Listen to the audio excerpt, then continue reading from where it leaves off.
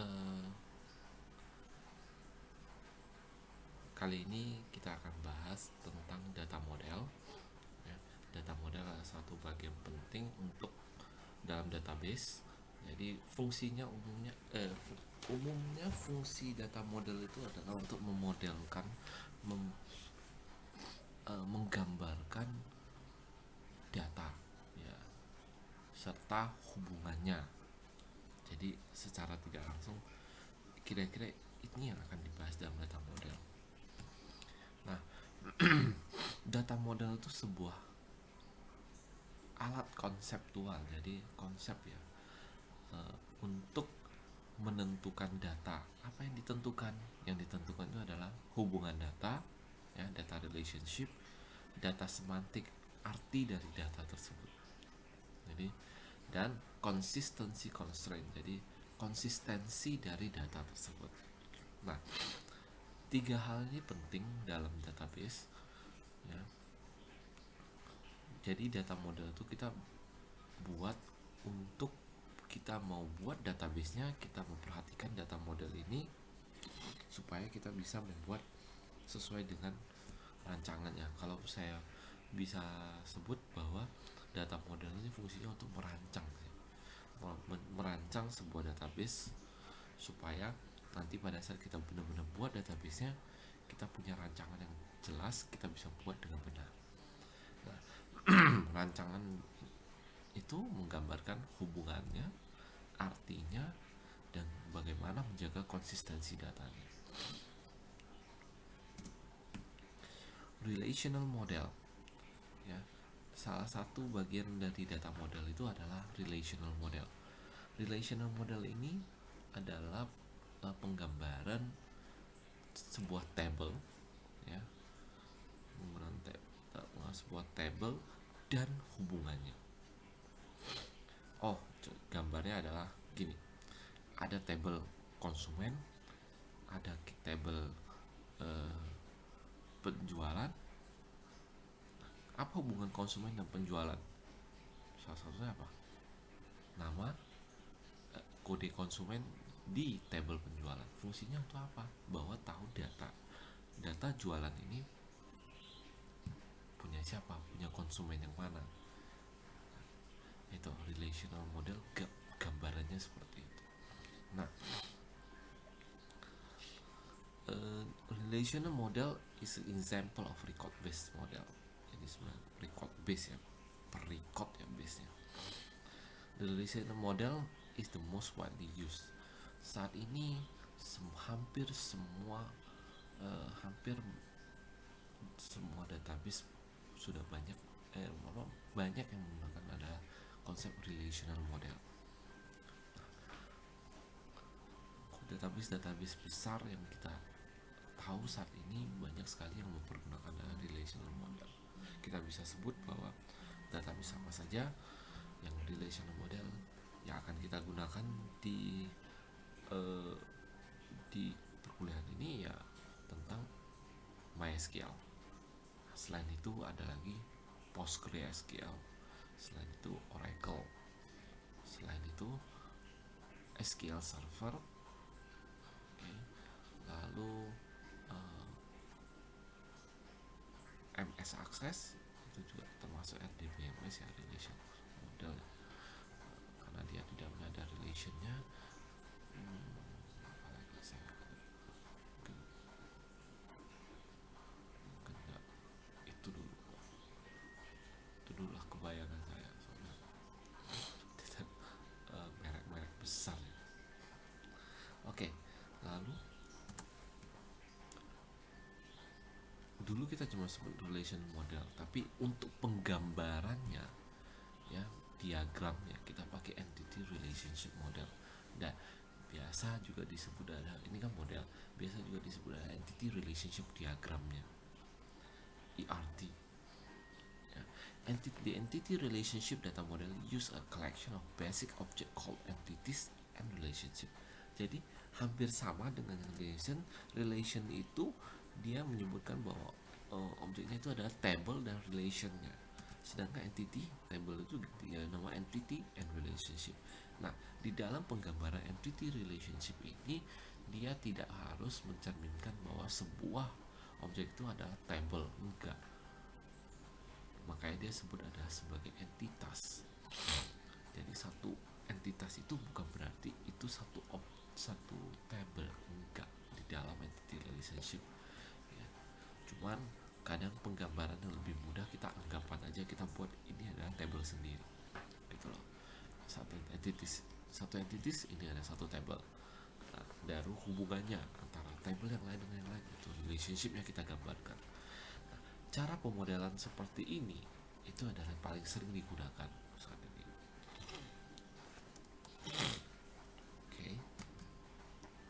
Semi structured data model. Semi structured data model itu adalah jadi campuran strukturnya campuran. Kalau dari arti dari sini menjelaskan bahwa semi-structured data model permit the specification of data where individual data items of the same type, individual data item yang memiliki tipe yang sama bisa saja memiliki atribut yang berbeda. Jadi bisa saja istilahnya campuran. Kamu udah tentukan harusnya dia seperti ini, dia bisa saja berbeda di data lain. Contohnya bisa kita lihat di sini, dia kasih contoh bahwa semi structure itu contohnya adalah file JSON dan XML. Kita lihat contoh file.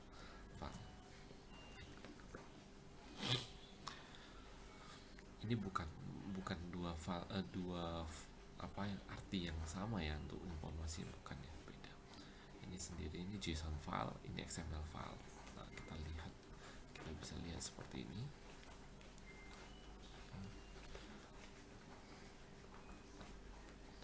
Lihat dulu JSON file ya.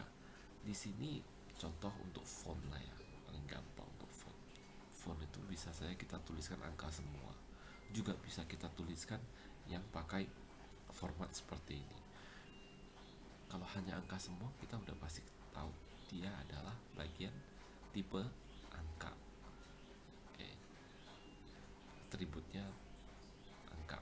Bisa juga atributnya tipenya adalah teks. Kalau ada tanda-tanda ini udah pasti teks. Seperti ini. Ya. Jadi bisa dicampur-campur gitu. Kalau di dalam database nggak bisa. Database yang biasa itu bukan semi structure, nggak bisa. Kalau kamu udah tentukan di angka, ya masuknya hanya angka. Di dalam, karena ini dia file base JSON dan XML nya file base, dia bisa disisipin seperti ini.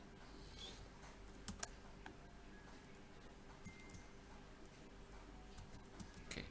Nah, lalu object based data model.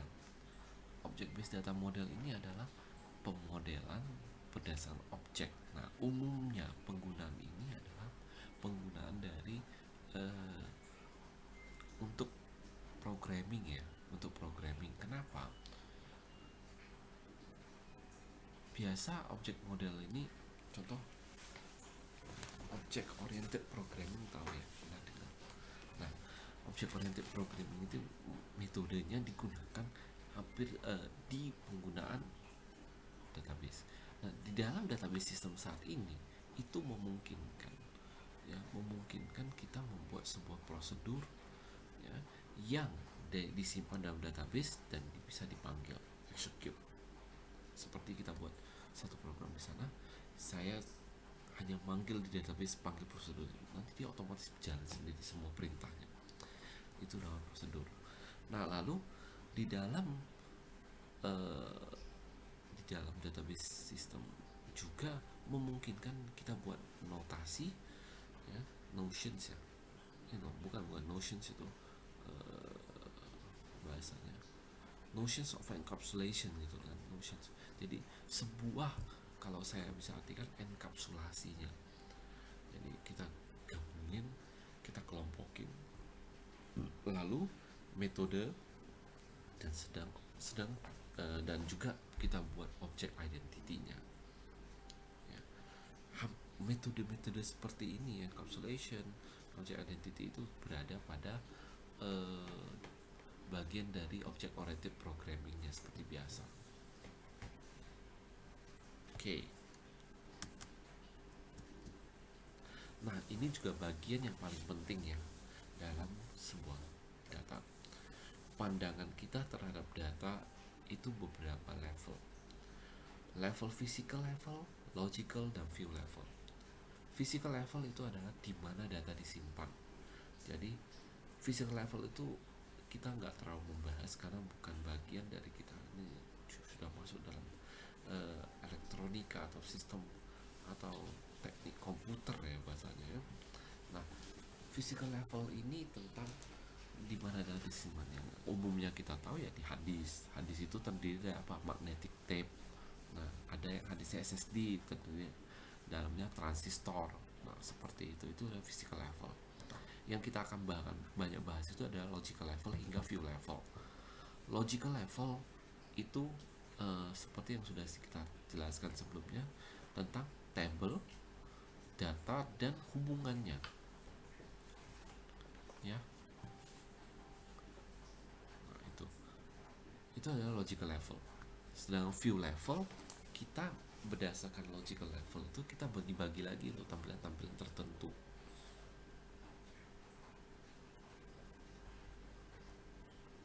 Contohnya kita bisa lihat seperti ini. Nah, ini physical level, logical level. Dari logical level kita buat beberapa view yang lain. View-viewnya bisa seperti ini.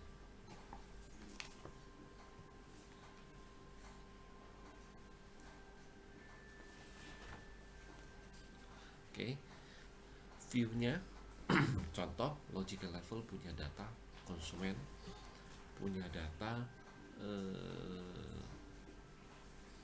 jualan, punya data produk, punya data stok. Nah, dari 4 table itu, tambah satu lagi supplier, 5 data table tersebut. Kita bisa bagi apa? Satu, mungkin kita bisa buat tampilan konsumen yang paling banyak belanja. Oke. Lalu kita buat view lagi satu, supplier yang paling sering kita pesan. Lalu kita bisa buat view lain lagi, sisa produk 10 teratas. Lalu kita bisa buat lagi produk paling laku 10 teratas. Nah, ini adalah view-viewnya, tapi semua berasal dari mana? Data logical levelnya. Lanjut, untuk bagian ini contoh kita bisa bilang ini adalah bentuk dari view level ya, karena dia ada n-nya sebenarnya. Lalu kayak gini, instructor ya, ID char. Maaf, ini adalah logical level. Jadi data instruktur ya, di dalamnya ada ID nama, name, department name, salary, seperti itu. Instance and schema. Nah, di dalam kita di dalam database kita kenal instance dan schema. Ya, kalau di sini instance itu apa? Instance itu adalah sebuah informasi yang tersimpan dalam database ya, dalam waktu tersimpan di dalam database itu adalah namanya instance. Jadi kalau saya bisa bahasanya juga sebenarnya record ya, record data instance ya. Lalu overall design dari keseluruhan database itu namanya skema namanya. Analogy to programming language, database schema corresponding to the variable declaration, the value of variable in program at point in the corresponding to instance of database schema. Jadi skema itu juga bagian dari menentukan variabel. Nah, sedangkan nilainya itu adalah bagian dari instance. Jadi contoh, kalau kita kebayang, ini bayangan dulu tentang ini menentukan image, first name, last name, company, email, phone, ini adalah bagian dari skema. Ini Cheryl Carter Skyble, Carter Gmail, dan nomor teleponnya itu adalah bagian dari instance-nya. Seperti itu. Nah, lalu database system have several level of schema. Physical schema describe database design at the physical level. Ya, jadi skemanya itu ada berapa juga, ada physical, logical, dan sub schema. Hampir sama metodenya dengan yang sebelumnya tentang view, ya, pakai physical, logical, dan view. View cuma namanya di sini ada sub schema, cuma dia describe different view of database, sama saja artinya, penyebutannya aja beda. Nah, lalu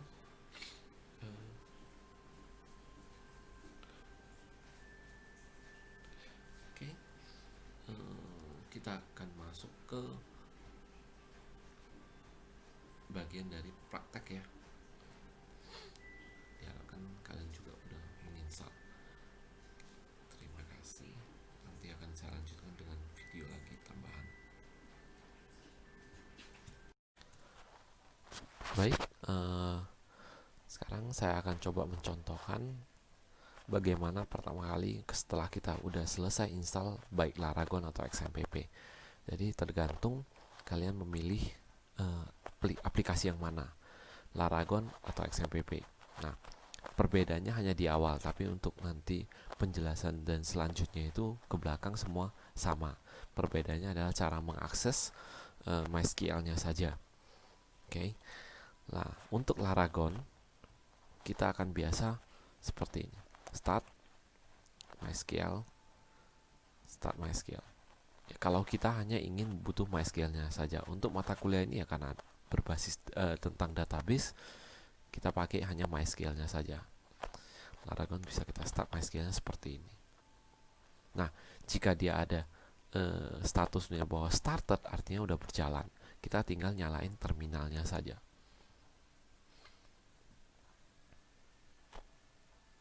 Oke. Nah, nanti semua perintah-perintah SQL akan saya tampilkan melalui terminal. Nah, bagaimana masuk lagi ke dalam?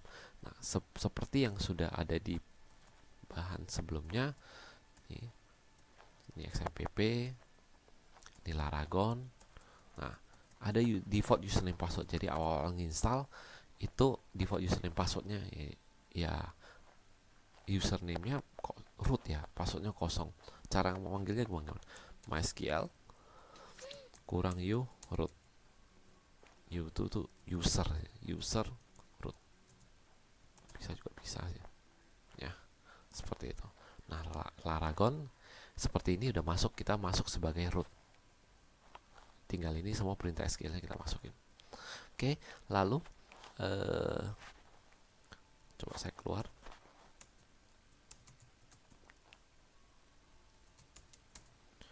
Oke, ini Laragon ya.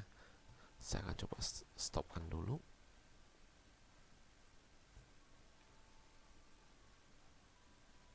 Oke, selesai. Laragonnya selesai. Saya akan coba MySQL ada XMPP. Nah, ini kita udah berhasil, udah started juga. Oke, kita tinggal lihat shell untuk XMPP ya. Shell sama, kita tinggal MySQL root. Nah, udah masuk. Hanya saja bedanya adalah di XMPP menggunakan MariaDB. Sama dengan MySQL. Hanya saja merek berbeda, tapi perintahnya umumnya adalah MySQL sih sebenarnya. Oke. Nah, ini.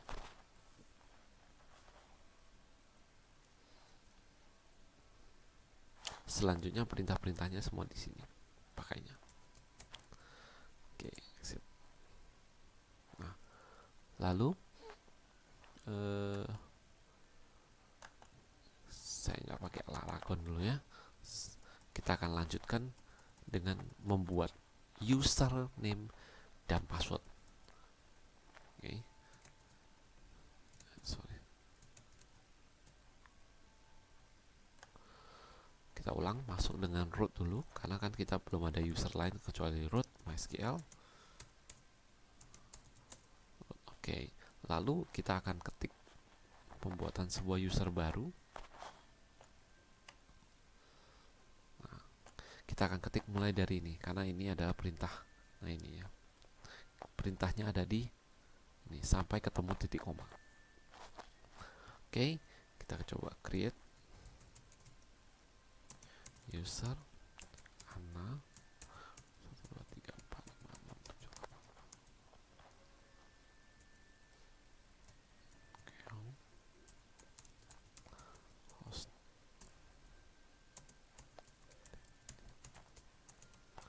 Nah, yang di sini di dalam sini itu adalah passwordnya. Ya, passwordnya kita tulis. Oke. Nah, ini berhasil ya.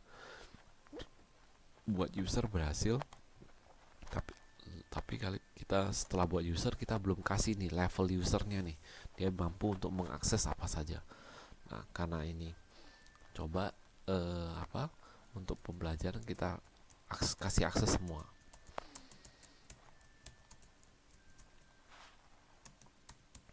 Semua database titik semua table titik to Anna 012345678990 yang localhost. Nah, ini berhasil. Jadi kita sudah buat user localhost ini sebenarnya gini. Kalau ada user-user tertentu yang kamu hanya izinkan dari IP tertentu, ini kamu tentukan. Tapi kalau karena kita buat semua servernya ada di dalam komputer kita sendiri, umumnya kita pakai localhost. Nah, lalu setelah buat user kita kasih dia kemampuan. Nah, namanya grant all privilege. Kita kasih semua privilege yang bisa dia gunakan untuk semua database titik untuk semua table. Jadi keseluruhannya semua dapat. Kasih grant all privilege ini kepada siapa? Kepada Anna yang tadi kita buat, sehingga dia bisa pakai. Kita coba keluar pakai user account Anna. Kita panggil dia dengan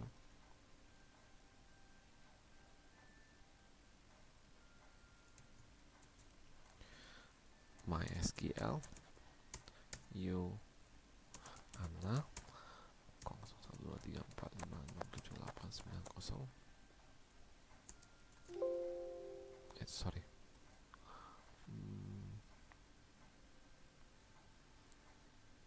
Sepertinya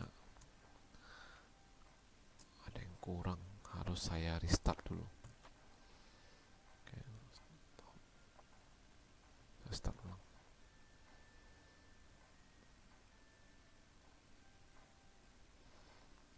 Coba ya.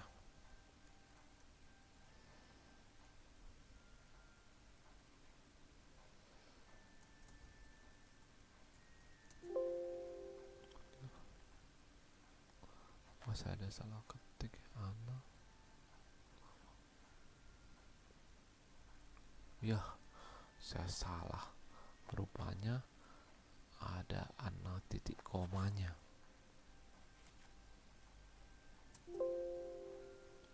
Tadi sepertinya pembuatan namanya itu ada yang salah. Saya coba hapus lagi ulang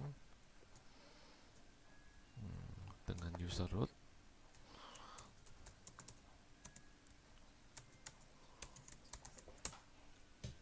Oke, kita drop user Anna.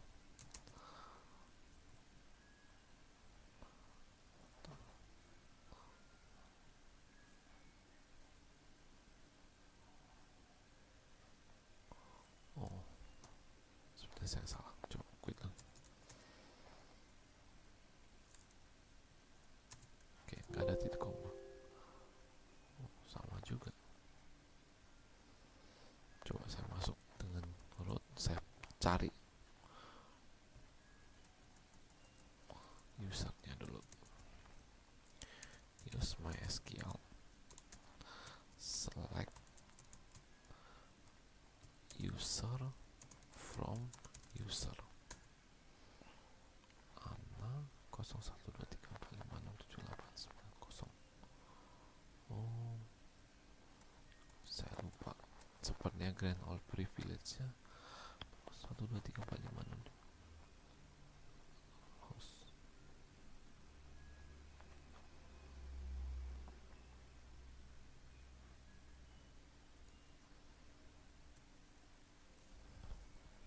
Oke, coba